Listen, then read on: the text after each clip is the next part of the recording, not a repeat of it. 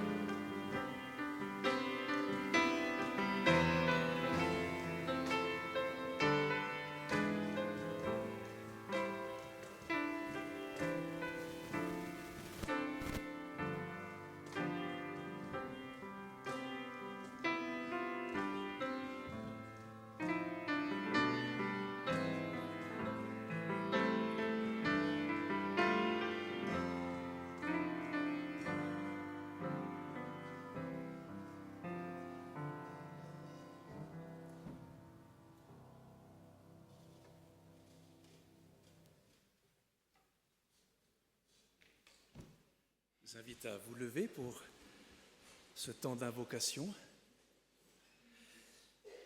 Ô Dieu, crée en moi un cœur pur, enracine en moi un esprit tout neuf. Ne me rejette pas loin de ta face, ne me retire pas ton Esprit Saint, rends-moi la joie de ton salut, et qu'un esprit généreux me soutienne. Amen.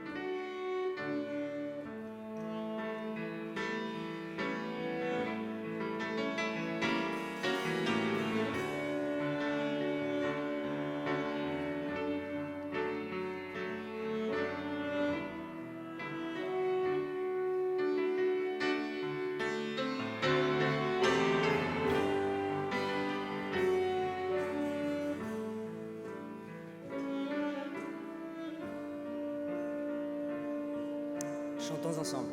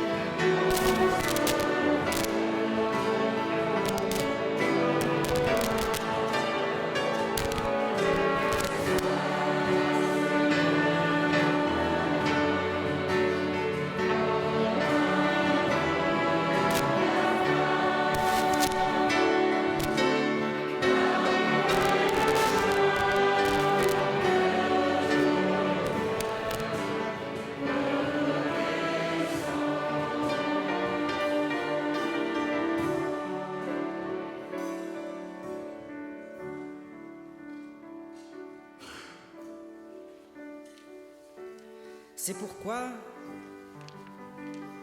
aussi Dieu l'a souverainement élevé et lui a donné le nom qui est au-dessus de tout nom, afin qu'au nom de Jésus, tout genou fléchisse, dans les cieux, sur la terre et sous la terre.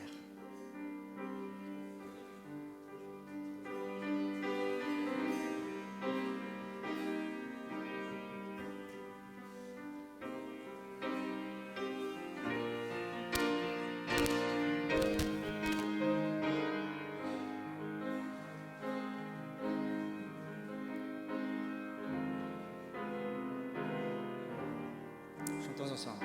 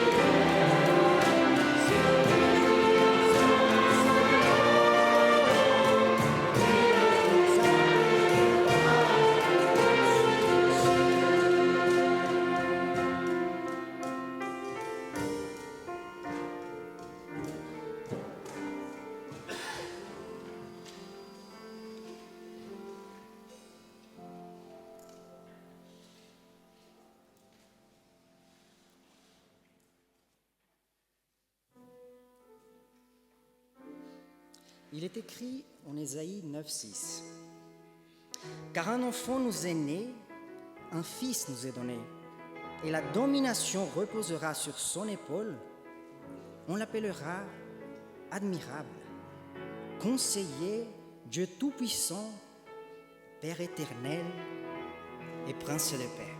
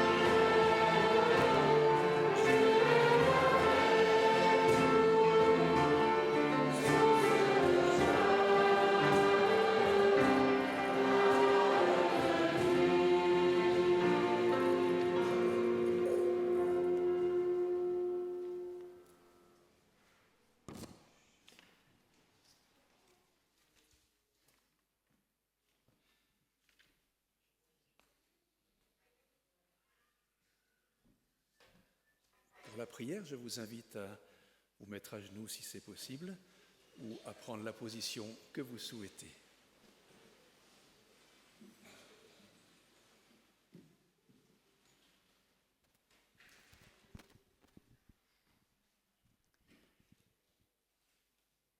Seigneur de gloire, Emmanuel, toi qui es avec nous, merci de nous avoir précédés dans notre vie, dans ce lieu, dans chaque étape de notre existence. Et nous voulons, Seigneur, te donner la main, marcher à tes côtés. Mais nous n'y arrivons pas toujours et c'est la raison pour laquelle nous te demandons pardon pour ces manquements, ces erreurs, ces fautes commises. Merci d'avoir l'assurance de ce pardon. Nous voulons ce matin te remercier pour ce temps d'adoration que nous pouvons vivre ensemble, en chantant, en priant, en t'écoutant, en faisant silence dans nos cœurs. Nous avons une pensée, notre Dieu, pour toutes les personnes qui sont absentes pour plein de raisons différentes. Aide-nous à penser à elles, aide-nous à prier avec elles et pour elles. Te confions les personnes qui sont affaiblies, peut-être dans leur corps ou dans leur cœur, que là aussi tu nous donnes la sagesse de les approcher. Merci Seigneur parce que tu nous permets encore de vivre cette liberté de religion et que nous pouvons t'adorer parce que nous le voulons et pas parce que nous sommes obligés de le faire. Merci d'ouvrir nos cœurs maintenant pour la suite de ces temps d'adoration que nous voulons vivre ensemble ce matin. Au nom de Jésus. Amen.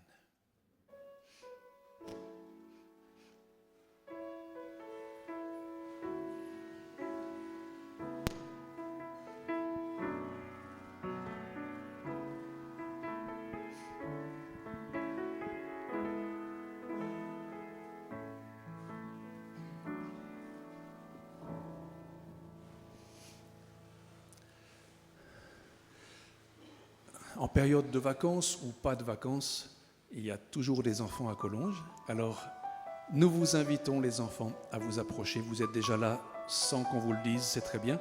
C'est Jean-Michel Martin ce matin qui sera avec vous.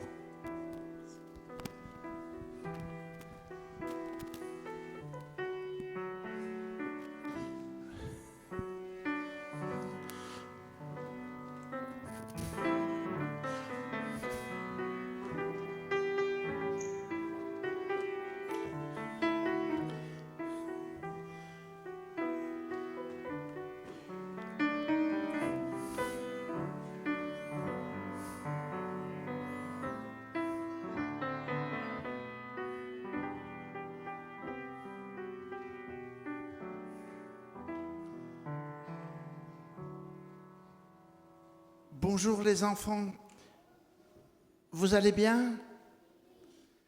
Eh bien, je suis content de vous retrouver. Alors ce matin, j'aimerais vous raconter une histoire vraie.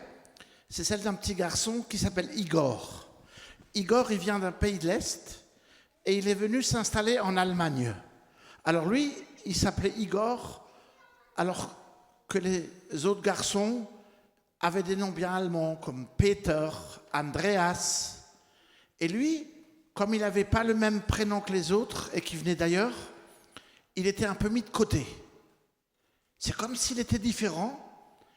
Et certains qui ne le connaissaient pas, ils avaient du mal à lui parler. Parce que, vous savez, ce qu'on ne connaît pas, ça nous fait bizarre. Et il avait encore un autre problème. Il était seul avec sa maman. Parce que quand sa maman est devenue adventiste, eh ben, le papa, il est parti et il les a laissés tout seuls. Et du coup, la maman, elle n'avait pas beaucoup d'argent et ils se demandaient bien comment est-ce qu'on allait faire.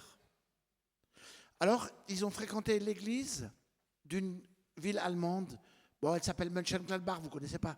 C'est des noms bizarres qu'ils ont là-bas aussi. Et dans cette église, il s'est fait des petits copains. Au début, c'était difficile. Parce qu'on le considérait, celui-là, il n'est pas comme nous, il parle une autre langue, et quand il parle l'allemand, il parle avec un drôle d'accent. Alors, ses copains, ils étaient quand même sympas avec lui. Comme il n'avait pas grand-chose, eh ben, ses amis de l'église, de l'école du sabbat, il y en a un qui lui a offert une voiture, une petite, parce qu'il aimait bien jouer avec la voiture. Il y en a un autre, comme Igor aimait bien les bateaux, il lui a offert un bateau, un tout petit. Et ça, c'est quoi? Des crayons. C'est pour quoi faire? Et voilà, c'est pour colorier. Tu connais déjà l'histoire ou bien? Eh bien, on lui a offert des crayons de couleur. On lui a aussi acheté, comme un puzzle, des pièces en bois qu'on assemble. Et puis, comme il apprenait à lire, eh ben, il y a un ami, il était malin celui-là, il lui a offert une Bible, comme ça, il va apprendre à lire, et en même temps, il va apprendre à connaître la Bible. Qu'est-ce que vous en pensez? C'est pas mal, hein? Et puis, la maman, elle n'avait pas beaucoup d'argent. Alors, vous savez ce qu'ils ont fait à l'église? Qu'est-ce qu'on peut faire quand quelqu'un n'a pas beaucoup d'argent et n'a pas beaucoup de travail? Qu'est-ce qu'on peut faire pour l'aider? Voilà, on peut lui donner du travail. Alors, la maman, elle a trouvé un travail, elle a fait des ménages. Et puis à l'église, comme il y avait des gens qui étaient riches et qui étaient généreux. Qu'est-ce que ça veut dire généreux? Voilà. Mais tu connais déjà l'histoire, toi aussi, alors? Eh bien, on dirait en tout cas, mais c'est bien. Eh bien, il y en a, ils étaient riches, mais ils partageaient. Et donc, ils ont rassemblé de l'argent.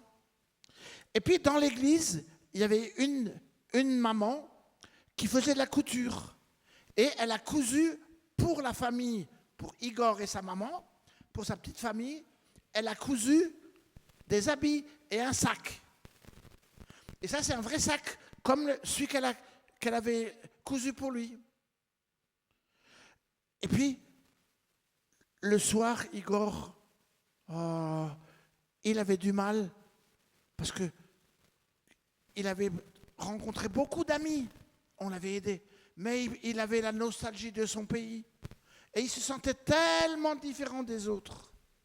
Alors, il y a une petite fille, vous savez ce qu'elle lui a donné? Un doudou. C'est pourquoi faire les doudous? C'est pour dormir avec. Et entre nous, est-ce que vous aussi vous avez un doudou?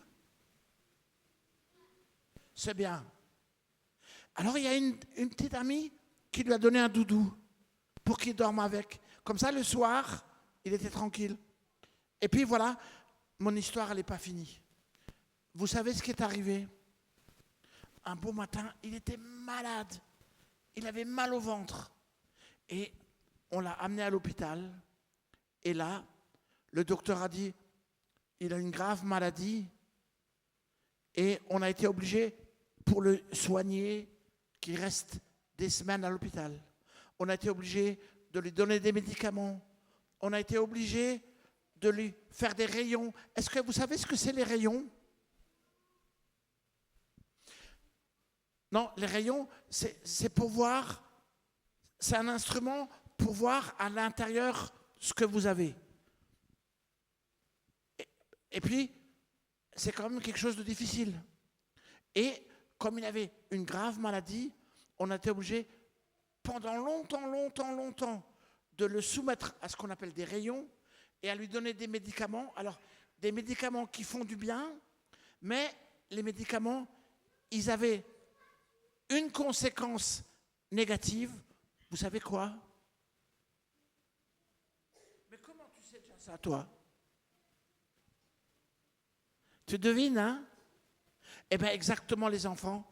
Vous vous rendez compte, au bout d'un moment, il a perdu tous ses cheveux. Et alors là, il était gêné. Parce que quand il passait, même si on ne lui disait rien, il y en a qui le regardaient de travers. Vous connaissez ça? Quand on vous regarde de travers, même quand on ne vous dit rien. Et lui, il a dit, ah non, mais si c'est comme ça, maman, moi, on me regarde de travers. C'est vrai, on a été gentil avec moi, mais moi, je ne veux pas retourner à l'école. Parce que j'ai quelques copains, mais dans la classe, je ne suis pas comme les autres. Et je ne sais pas pourquoi ça m'arrive, moi, tous ces trucs-là.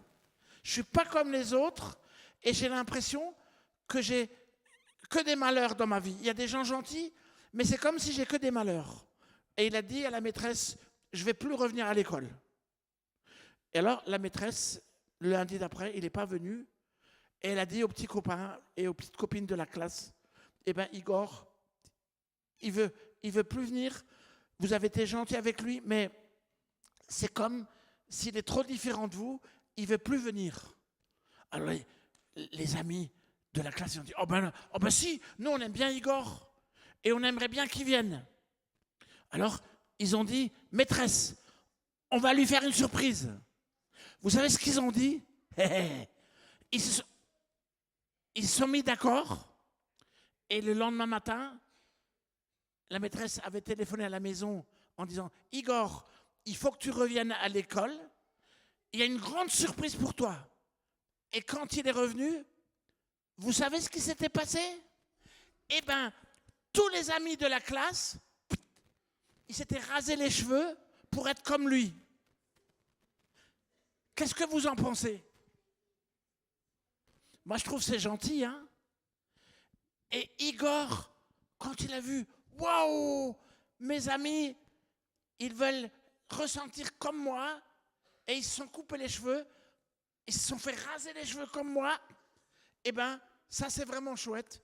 Et il a dit, puisque c'est comme ça, je vais retourner à l'école parce que j'ai vraiment des amis formidables. Vous vous rendez compte comme c'était bien ça? Alors, la petite leçon de cette histoire, ça veut dire, quand on fait du bien à quelqu'un, même quand on lui fait des cadeaux, il faut toujours le faire avec amour. Vous avez compris? Ok. Merci les enfants pour votre écoute. Vous pouvez retourner chez vos parents. Et bonne suite de journée de sabbat.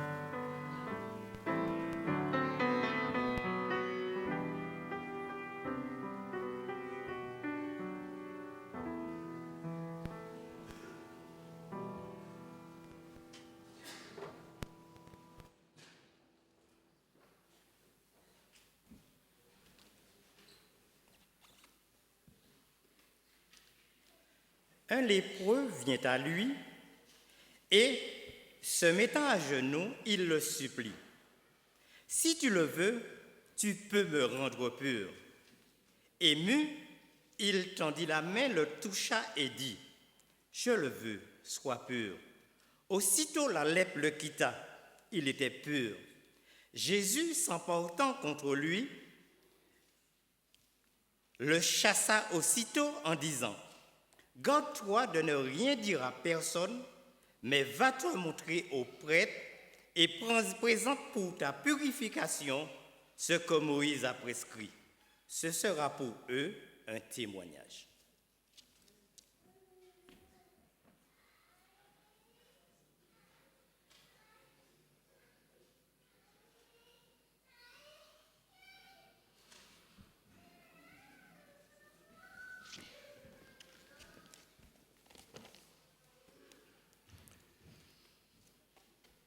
Mes sœurs, mes frères,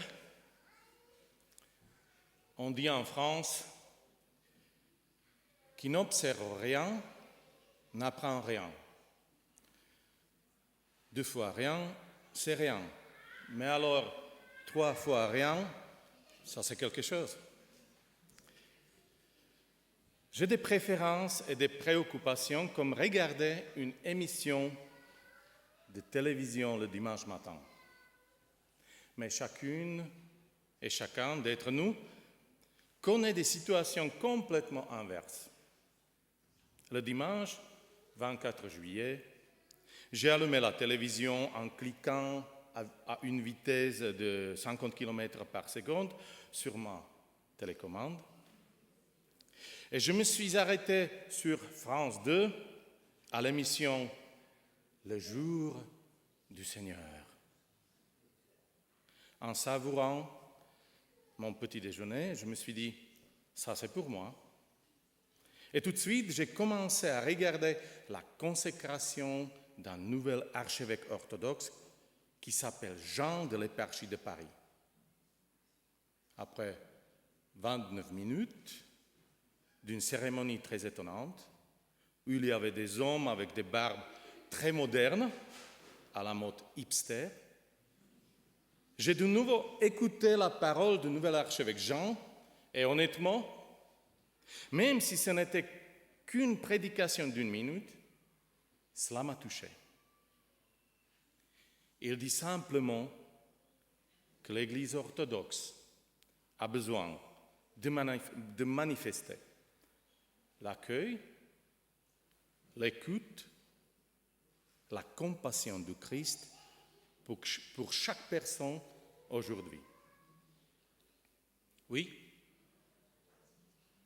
Évidemment, après 30 minutes, j'ai été bien nourri par mes flocons d'avoine et la parole de l'archevêque Jean. Mais mon histoire continue. Même cette semaine-là, à l'hôpital universitaire de Genève, au foyer Beau Séjour où je travaille comme aumônier, en prenant ma petite pause entre les visites des patients, j'ai remarqué parmi les clients de la cafétéria plusieurs Africains dans un coin de la salle. Ils se tenaient en silence, avec beaucoup de douceur, avec une certaine timidité, plongés dans une ambiance triste. Et après quelques instants, un très fort câlin m'a réveillé de ma rêverie. C'est vrai, j'ai été témoin d'un long câlin entre Monsieur Barbu et l'un des visiteurs africains. Ce câlin révèle tout de suite la relation fortement amicale, fraternelle et pleine d'une beauté où les cœurs battent ensemble d'un même rythme. Un « wow » spontané commençait à sortir de mes lèvres. J'avais des frissons, j'avais peur d'approcher vers un monsieur à barbe blanche pour lui dire « Bonjour, êtes-vous l'archevêque Jean de Paris ?» « Oui, répondit-il, avec grand sourire. « Et qui êtes-vous, monsieur ?» demanda-t-il. Je ne sais pas comment, mais après m'être présenté, je ne me rappelle que d'un long câlin et de la barbe qui piquait mes joues, les rendant rouges comme des tomates. Ce mercredi matin, à l'hôpital de Beau Séjour, j'ai reconnu mon nouveau frère. Oui, mon nouveau frère. Et oui, une rencontre hors norme pour moi. Simplement, je peux souligner, c'était une rencontre hors norme pour moi. Et nous sommes d'accord tous, il y a beaucoup de rencontres de différents niveaux, de différentes sortes. Les rencontres familiales, amicales, intergénérationnelles, interculturelles. Il y a des rencontres conviviales, enrichissantes, ennuyantes, agaçantes, dérangeantes, graves, gentilles, touchantes, émouvantes, dramatiques, tragiques ou amoureuses. Rien qu'aujourd'hui, le 13 août, une rencontre amoureuse a pu avoir lieu. Chacune et chacun de nous peut qualifier ces rencontres selon son état émotionnel, selon sa lucidité, son goût et sa volonté, selon sa logique, selon son amour. Chacune et chacun le fait à sa manière, librement.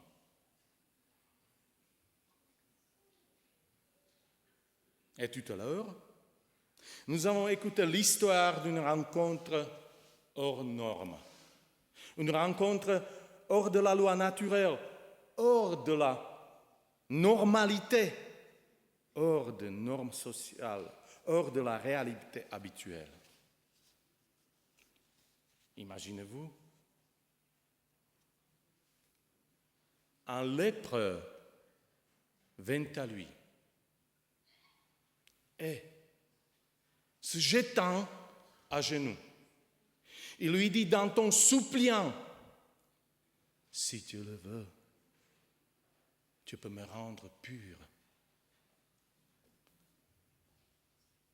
Un homme lépreux, sans nom, sans carte de visite, sans adresse permanente, sans métier, exclu de la vie familiale, épouse, enfant, parents, rien.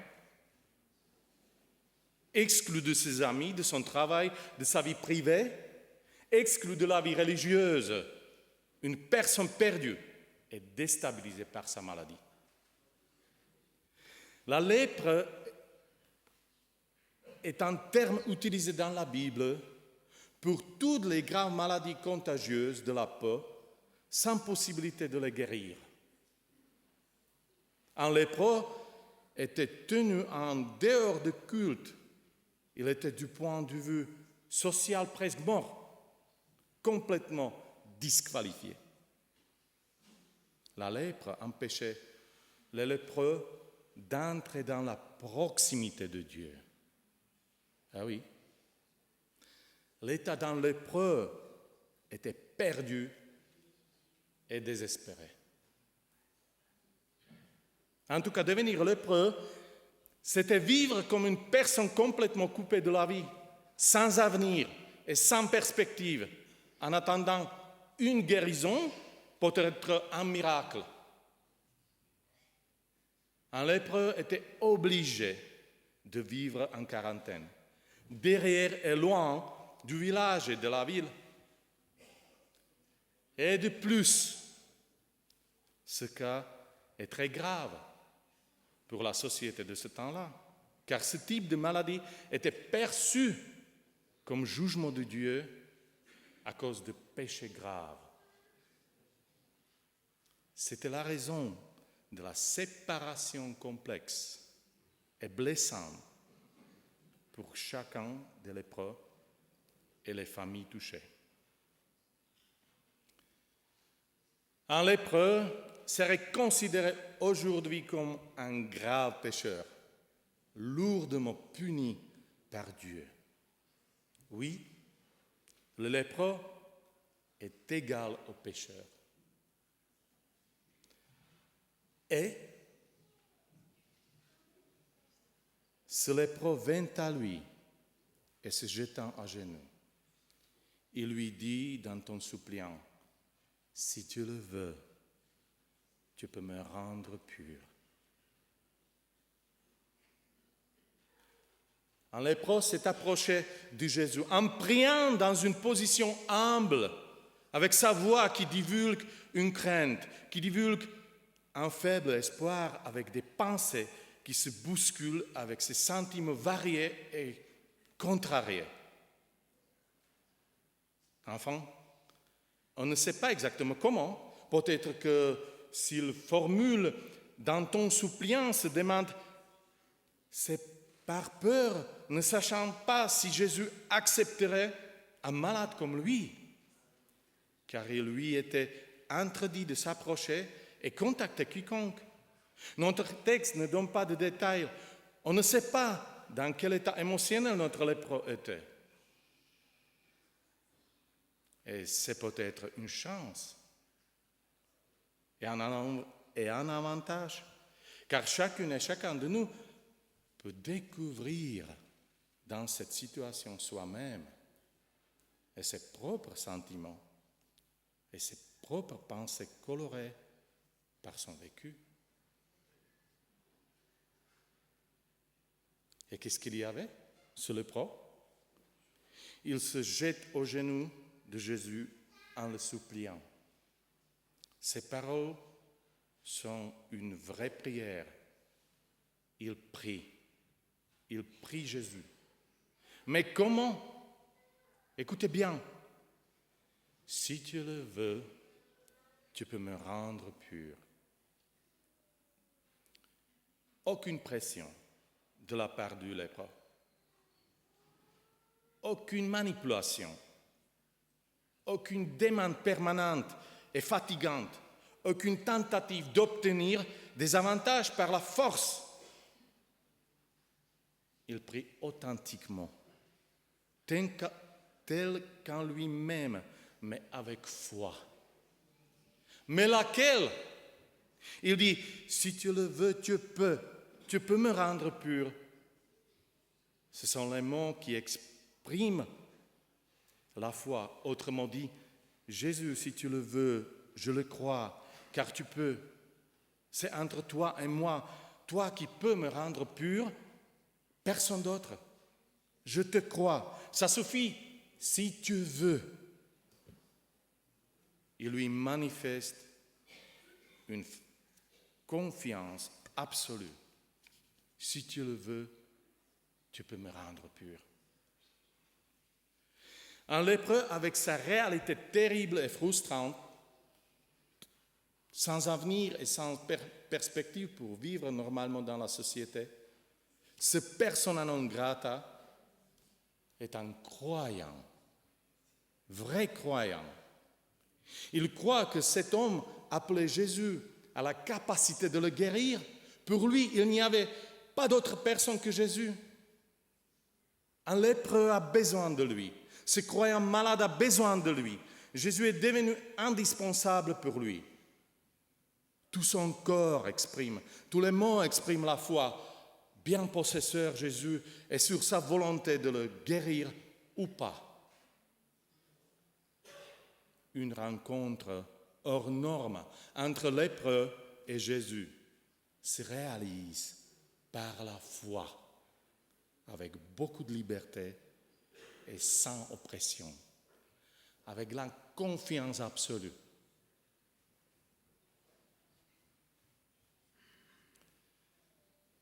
Un lépreux est un prototype tout être humain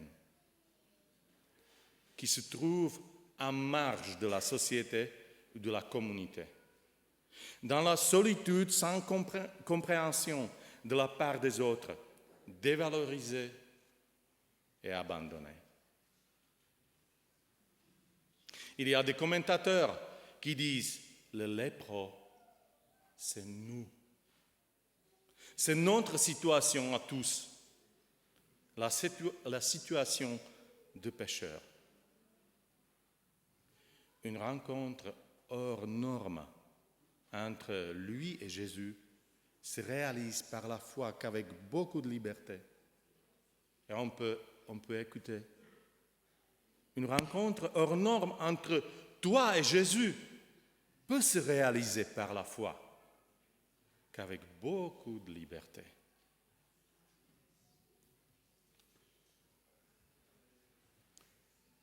Ce lépreux croit que Jésus a une puissance supérieure à sa maladie. Et c'est très intéressant. Il ne demande pas à Jésus de le guérir. On écoute bien. Il demande, tu peux me rendre pur. Il prie pour être rendu pur. La pureté, ce terme appartient au champ lexical du culte. Rendre pur signifie ajuster, arranger la relation avec Dieu. Bien entendu, il prie pour rétablir la relation avec Dieu. Il prie pour rétablir la relation avec Dieu. Pour lui, c'est un rétablissement de la relation avec Dieu qui est beaucoup plus pour lui que sa guérison. Purifier, dans le contexte du culte, c'est simplement réconcilier. Pour lui, cette dimension de la relation avec Dieu a une immense valeur. Et à sa courte prière, Jésus réagit et répond. Nous lisons le texte. Jésus, ému de compassion. Jésus, ému de compassion. On voit un mouvement émotionnel chez Jésus. Marc écrit en regardant Jésus dans son état sentimental. Jésus est pris de pitié. En ce moment, il est comme la miséricordieuse tendresse de Dieu. Le terme grec splachnizomai a son équivalent dans la langue hébreu comme racham. Et racham, c'est une racine et c'est aussi un des noms de Dieu éternel. Dans l'Ancien Testament, en Exode 33, 19, nous lisons « L'Éternel répondit, je ferai passer devant toi toute ma bonté et je proclamerai devant toi le nom de l'Éternel. Je fais grâce à qui je fais grâce et miséricorde à qui je fais miséricorde. Voilà, miséricorde comme racham. Jésus, devant un lépreux, tremble de sa miséricordieuse tendresse de Dieu. Il n'éprouve aucune répugnance à l'égard du lépreux, aucune antipathie. Au contraire, il continue de s'approcher. Étendit la main, le toucha, et après il dit, Jésus étendit la main, le toucha. Cet acte n'est oublié par aucun évangéliste, car ce moment est très important. Par ce contact physique, Jésus est entré dans son intimité, car personne ne pouvait toucher un lépreux à cause de la maladie, la lèpre, et l'interdiction de la loi de Moïse. Jésus touche un homme qui a vraiment vécu de longues périodes de sa vie dans une quarantaine sans toucher personne. Imaginez-vous, sans touche, sans contact. Et par ce contact, il entre dans sa solitude. Il dépasse des barrières, Jésus. Et Jésus va au-devant des souhaits du lépreux. Jésus fait sentir à ce lépreux, en le touchant, qu'il est toujours pour lui un homme, non une bête sauvage ou dangereuse. Mais Jésus le voit toujours comme un homme précieux. Et ça, c'est une démonstration de la compassion de Jésus et de la miséricorde de Jésus. Juste après ce geste, il commence à parler. Et il dit, « Je le veux, sois pur. » Après l'avoir touché, et justement après la parole, « Sois pur », il se passe quelque chose.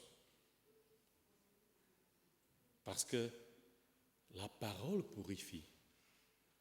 La parole a sa puissance. Et la parole, elle agit immédiatement. On lit, « Aussitôt la lèpre le quitta, et il fut purifié. » La parole de Jésus a un impact purificateur. Ce que signifie notre histoire est que la parole de Jésus a le pouvoir de purifier, de changer, de guérir. La parole de Jésus purifie cette vérité est affirmée par Jésus lui seul, uniquement dans l'évangile Jean, dans la parabole qui s'appelle la vraie vigne. Et je vais citer. Jésus dit, Déjà vous êtes purs à cause de la parole que je vous ai annoncée. Une rencontre hors norme entre un lépreux et Jésus, qui se réalise par une intervention forte de la part de Jésus. Simplement, en touchant et en parlant, il purifie, il offre une nouvelle perspective. C'est une rencontre scolaire? Non. C'est une rentrée de la plénitude d'existence, une nouvelle chance de vivre différemment. Un lépreux, maintenant un homme complètement pur, à nouveau en relation avec Dieu, avec sa famille, avec son entourage. Il est sans maladie, défait de son isolement. Un atroce cauchemar se termine. Enfin. Devant Jésus était un lépreux à genoux, et il s'est levé à ses pieds comme un homme libre. Une rencontre hors norme entre toi et Jésus peut se réaliser par l'intervention pleine de compassion de Jésus. Ta rencontre avec lui à travers ta foi qui laisse l'espace, la liberté et la possibilité de te rendre pur, te guérir, te rendre dans une relation nouvelle avec Dieu. Et tout cela dans la nouvelle qualité. Une rencontre hors norme entre toi et Jésus se réalise par des possibles contacts paisibles et par la parole qui offre la nouvelle perspective. Et comme on dit Gabi, la nouvelle dynamique de la vie.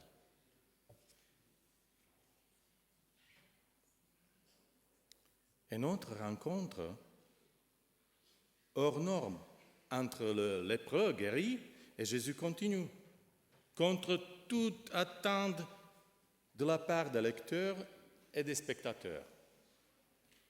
Jésus les renvoie sur le champ avec des sévères recommandations. Comment? Sévères recommandations. Après une attitude de compassion, Jésus maintenant tourne la page et c'est choquant. Maintenant, Jésus nous laisse un peu confus. Le texte continue en montrant Jésus sur un jour assez austère. Il le renvoie sur le champ avec des sévères recommandations. Mais pourquoi? On ne sait pas exactement. Le texte se tait sur les raisons d'un tel geste. Peut-être Jésus se conduit comme ça, car il sait comment un lépreux purifié va réagir. Peut-être Jésus se protège par avance contre la popularité inacceptable de sa vocation. Peut-être. Mais Marc ne donne pas d'explication précise. Mais ce que nous touche vraiment, ce qui est vraiment clair et net dans ce texte, est que Jésus se donne le droit de décider comment un lépreux guéri va vivre, comment il va gérer ses premiers pas après sa délivrance. Jésus intervient dans la vie du lépreux pour le guérir, mais aussi il continue de le conduire tout de suite après sa guérison. C'est étonnant. Jésus prend la responsabilité de dire par principe comment ce lépreux purifié va déterminer son avenir. Jésus pose des conditions et lui dit, garde-toi de rien dire à personne, mais va te montrer au sacrificateur et offre pour ta purification ce que Moïse a prescrit, afin que cela leur serve de témoignage. Va, fais-le. Tu ne parleras pas, tu te montreras et tu offriras. Et enfin, toi, ce que tu feras, tout cela servira pour témoigner. Jésus a introduit un témoignage authentique.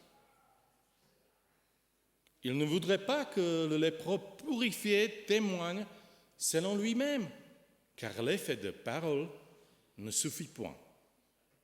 Surtout ne parle pas, surtout pas ne témoigne pas. Ferme ta bouche, mais agis. Fais-le. Fais ce que je dis. Autrement dit, Jésus l'envoie accomplir les exigences de la loi de Moïse et de la loi de l'Éternel. Il le conduit vers les choses nécessaires, indispensables, pour le prolongement de sa purification, de sa guérison complexe. On voit bien de quoi il s'agit. Une rencontre avec Jésus ne dirige pas un homme vers l'ignorance de la loi, mais Jésus, de cette façon, protège la délivrance, la liberté obtenue. Jésus l'oriente et ça sera un témoignage. Un lépreux guéri va témoigner par des faits, par les actes obéissance, qui ne sont ni difficiles, ni rognés. Le lépreux, selon sa joie, sa nouvelle vitalité de vivre, tellement réanimé, fait ce qu'il veut faire, c'est-à-dire n'importe quoi. Jésus a fait ce qu'un lépreux demandait, mais le lépreux, bien guéri, a fait ce que Jésus n'a pas voulu ni n'a exprimé. Et voici le résultat. Jésus ne pouvait plus entrer publiquement dans une ville. Il se tenait dehors dans des lieux déserts et l'on venait à lui de toutes parts. Jésus cesse d'intervenir publiquement en Capharnaüm. Il n'a pas pu servir publiquement. Jésus est dans le désert, dans la quarantaine de lépreux. Et on voit quel changement de rôle. Jésus peut se considérer comme un vrai lépreux, exclu de la société.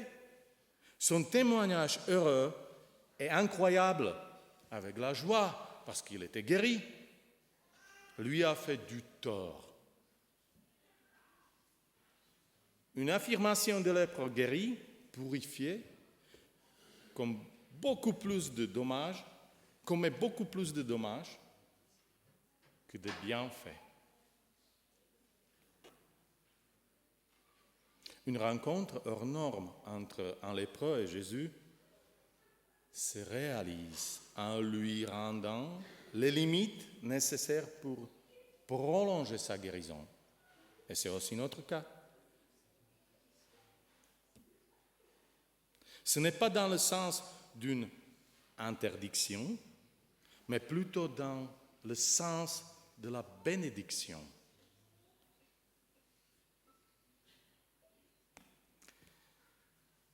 Ma rencontre avec l'archevêque Jean était hors norme, en rupture avec ma vie ordinaire. Cependant, elle n'est pas comparable à cette rencontre entre le lépreux et Jésus. Cette histoire d'une rencontre entre cet homme et Jésus est une véritable rencontre hors norme, de par son sens. Cette rencontre expose un événement véritablement surprenant, et d'autant particulier que le peuple l'a gardé en mémoire avec beaucoup de détails. On peut retrouver dans tous les évangiles synoptiques, chez Matthieu, Marc et Luc, cette même histoire racontée de façon très similaire. Et notre surprise principale n'est pas la guérison d'un malade de la lèpre, car le peuple d'Israël a déjà connu des guérisons des lépreux. Dans un cas, la sœur de Moïse Myriam, et dans l'autre, celle de Naaman, le Syrien. La vraie surprise de ce texte, la surprise suscitée par l'attitude d'un lépreux croyant, les instructions et interventions de Jésus est exceptionnelle. Donc, l'attitude d'un lépreux audacieux et les interventions essentielles de Jésus pendant la guérison et après la guérison. Voilà le message. Après la guérison aussi. C'est destiné des lépreux en général. Jésus a guéri chaque lépreux qu'il a rencontré était guéri. Pourquoi? C'est pour change le regard sur Dieu. Regarde-le, Dieu. Il ne détruit pas. Il construit. Il lève. Il redonne un avenir. Il ressent. Il se solidarise. Il touche en guérissant. Il pardonne. Il ressuscite. Bref, il sauve.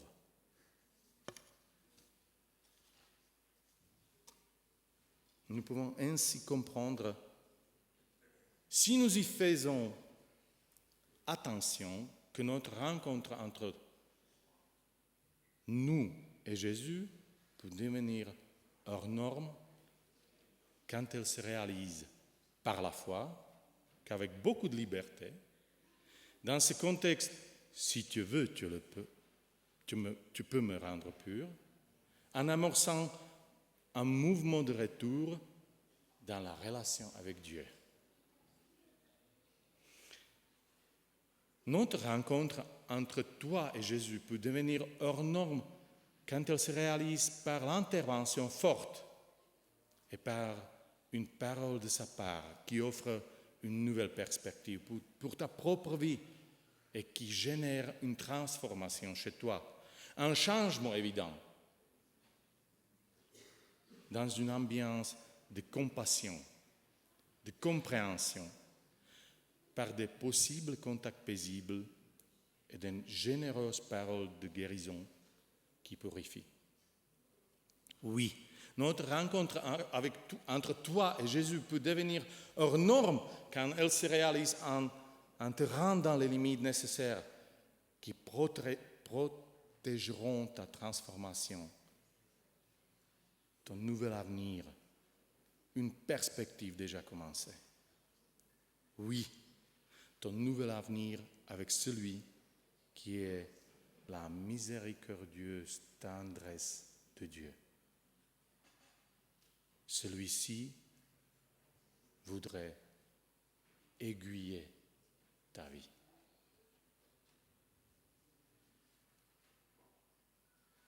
Et comme point final, en prolongement de la réflexion, Jésus ne pouvait plus entrer publiquement dans une ville. Il se tenait dehors dans des lieux déserts, écrit Marc. Et Marc, première fois dans son évangile, annonce à nous tous, par l'esquisse de cette histoire aujourd'hui étudiée, la cause de la mort de Jésus sur la croix chez l'évangéliste Marc. Et ça, c'est simplement une solitude. Autrement dit, un délaissement ou un isolement.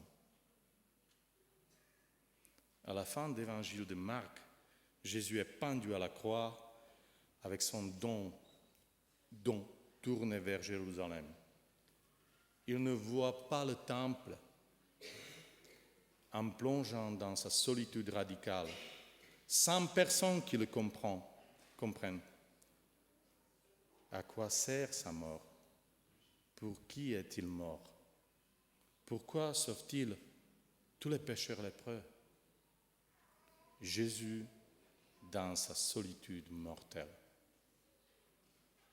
Mais c'est un sujet pour votre réflexion personnelle ou pour une autre prédication. Amen.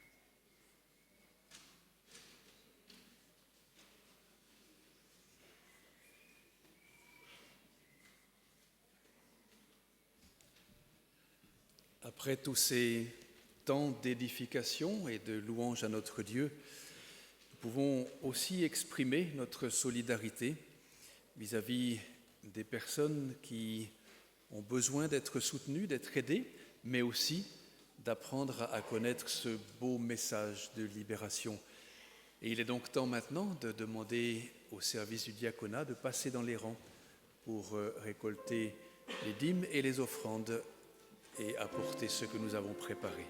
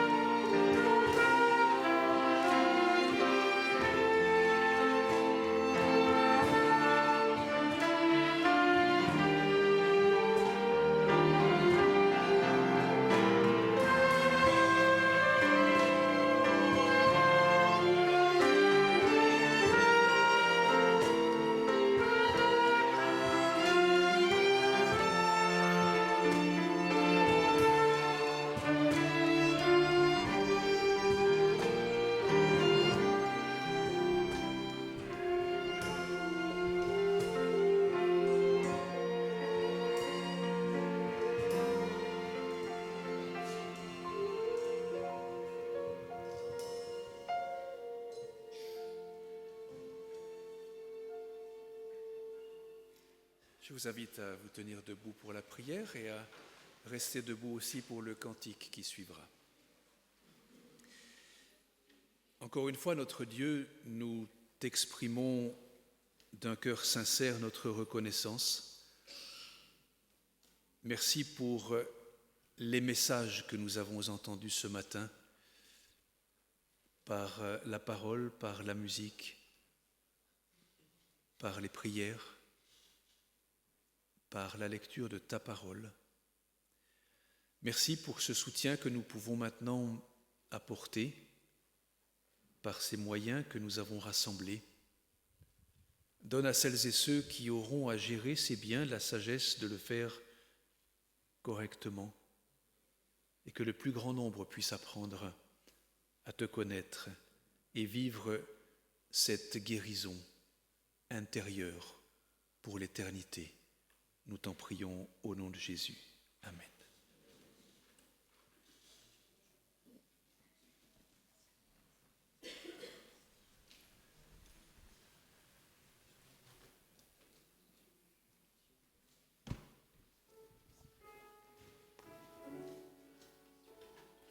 Permettez-moi de partager avec vous encore deux promesses bibliques.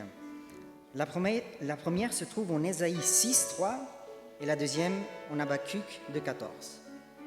Il est écrit « Ils criaient l'un l'autre et disaient « Saint, Saint, Saint est l'Éternel des armées. Toute la terre est pleine de sa gloire. » Et je continue avec Habacuc « Car la terre sera remplie de la connaissance de la gloire de l'Éternel, comme le fond de la mer par les eaux qui la couvrent. »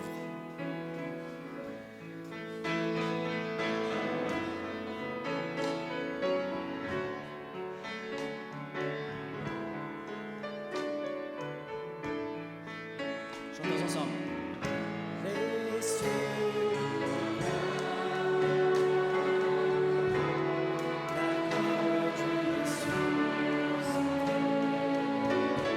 Yeah.